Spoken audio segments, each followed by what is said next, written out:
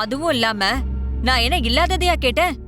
இந்திரா இதெல்லாம் ஏற்கனவே செய்யறேன்னு சொன்ன விஷயம் தானே. அவ சொன்னா அது அவளோட பெருந்தன்மை. அவ தம்பி மேல வச்சிருக்கிற பாசத்துல சொல்லிருக்கா. அதனால அவளோட சொத்தெல்லாம் உடனே எழுதி கேப்பியா? இது எவ்வளவு கேவலமான வேலை தெரியுமா? என்ன இப்ப நான் கேவலமான வேலையை பார்த்துட்டேன்? இந்திரா தானே என்ன வேணும்னு கேட்டா, அதான் நான் எனக்கு வேண்டியதை சொன்னேன். அதுவும் அவ கேட்க சொன்னதுனாலதான் கேட்டேன். இத செய்யறதும் செய்யாததும் இந்திராணியோட விருப்பம். நான் ஒன்னும் அவ இதை செஞ்சுதான் ஆகணும்னு கட்டாயப்படுத்தல. அதுக்கு ஒரு எல்லை இருக்கு. எதை எப்ப கேட்கணும்னு ஒரு வரமுறை இருக்கு. உன் மனசுல இந்த எண்ணம் இருக்க போய் தானே இந்த நேரத்துல இந்திராணி கிட்ட கேட்ட. இத பாருங்க, சும்மா என்னை ஏதாவது சொல்லிக்கிட்டே இருக்காதீங்க.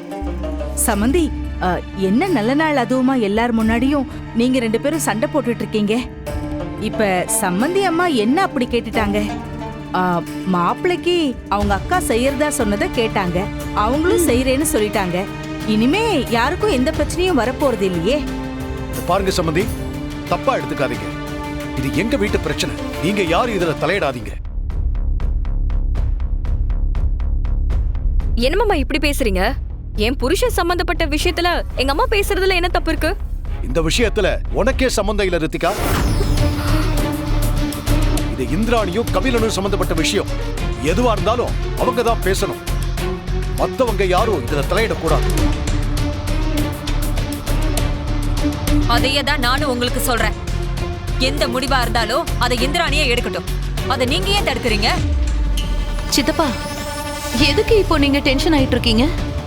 நான் சொன்னதுதான். நான் என் சொத்தை முழுசையும் கபிலன் பேருக்கு தான் எழுதி வைக்க போறேன். இந்திராமா, சித்தப்பா நீங்க எதுவும் பேச வேண்டாம். என் கண்ணு முன்னாடி என் பையனை அனாதேன்னு சொல்லி அசிங்கப்படுத்தினாங்கல்ல, அதை நான் என்னைக்குமே மறக்க மாட்டேன். நான் இப்படி செஞ்சாதான் அவங்களோட கொட்டை அடங்கும். அதுவும் இல்லாம சிவாவுக்கு நான் செஞ்ச பாவத்துக்கு நான் பிராயச்சித்தம் தேட இதை தவிர வேற எந்த வழியும் இல்லம்மா. நீங்க சொல்றதெல்லாம் கேட்க ரொம்ப சந்தோஷமா இருக்கு மாமா. ஆனா பிரச்சனை எதுவும் வராதுல்ல? அது எப்படிமா வராம இருக்கும்? கண்டிப்பா பிரச்சனை வரும்.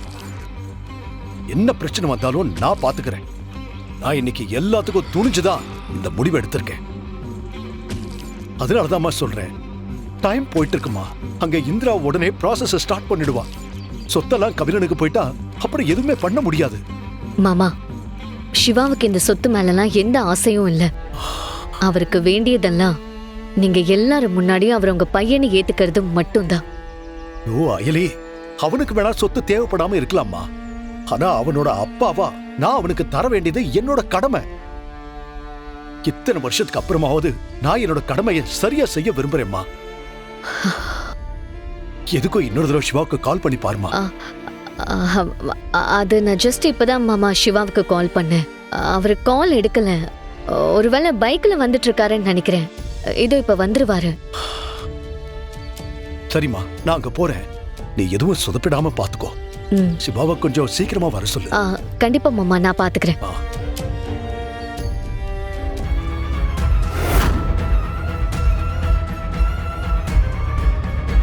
Doctor Charles. பாய், நைஸ் டு மீட் யூ. நீங்க திரும்பி வந்ததை கேள்விப்பட்டு I am really happy. Thank you. Charles, எனக்கு இப்போ உன்னுடைய ஃபேவர் தேவைப்படுது. சொல்லுங்க பாய், what can I do for you? இவன் மயக்கத்துல இருக்கான். இவங்கிட்ட இருந்து எனக்கு ஒரு முக்கியமான உண்மை தெரியணும். அதுவும் அது அவன் வாயால சொல்லணும். அதுக்கு நீங்க தான் ஹெல்ப் பண்ணணும். பண்ணிடலாம் பாய். நான் ஒரு தடவை இவனை செக் பண்ணணும்.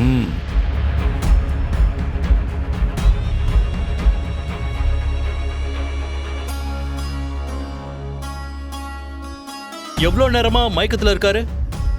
எவ்வளவு நேரம்டா? ஒரு 1 hour இருக்குமா? ஆமா பாய், 1 hour இருக்கான். ஓகே பாய், நான் மெடிசன்ஸ் ப்ராசஸ் பண்றேன். என்ன வேணாலும் பண்ணுங்க, எனக்கு அவன் வாயால உண்மை வரணும். கண்டிப்பா வந்துரும் பாய்.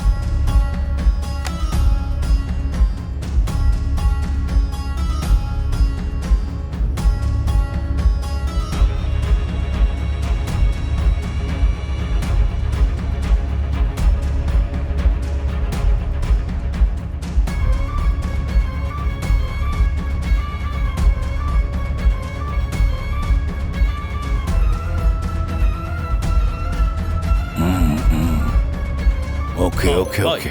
இந்த மெடிசன் ப்ராசஸ் ஆனதும் இவனுக்கு இதை இன்ஜெக்ட் பண்ணணும். ம். அப்படி பண்ணா அவன் கொஞ்ச நேரத்துல நீங்க கேட்கிற கேள்விக்கு பதில் சொல்ல ஆரம்பிச்சிருவான்.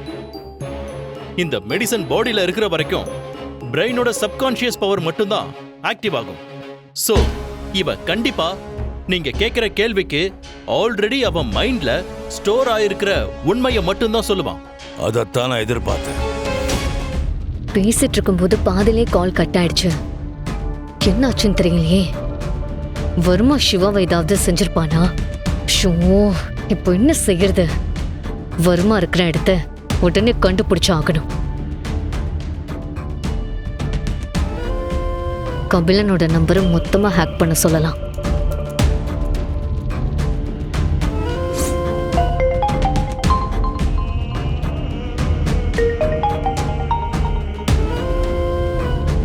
ஹலோ, சொல்லுங்க மேம்.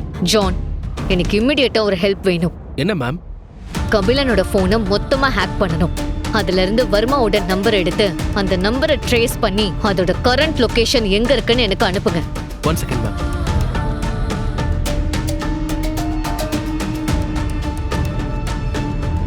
என்ன ஆச்சு ஜான்? கபிலனோட ஃபோன் ஃபுல் ப்ரொடெக்ஷன்ல இருக்கு மேம். ஹேக் பண்றதுக்கு கொஞ்சம் கஷ்டமா இருக்கு madam. John, it's very important. இப்போதைக்கு எனக்கு வேற ஆப்ஷனே இல்ல. கொஞ்சம் ட்ரை பண்ணி பாருங்க. மேம், அந்த ஃபோனை ஹேக் பண்ண முடியாதுன்னா இல்ல, ஆனா கொஞ்சம் டைம் ஆகும் மேம். எவ்வளவு டைம் ஆகும்? எப்படியும் ஒரு 20 மினிட்ஸ் ஆயிடும் மேம். 20 மினிட்ஸா?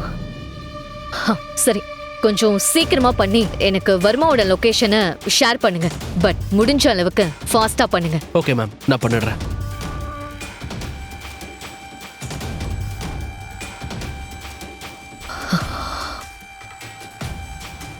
வர்மாவோட லொகேஷன் வரை இன்னும் 20 மினிட்ஸ் ஆகும். அதுக்குள்ள வர்மா சிவாவையும் பைரவியும் எதுவும் செஞ்சிடாம இருக்கணும்.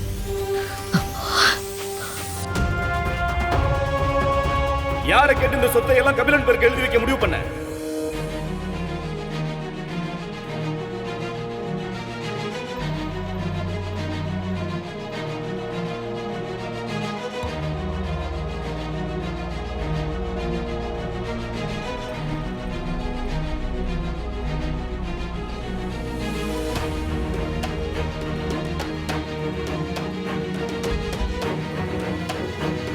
இது ஏன் சொத்து.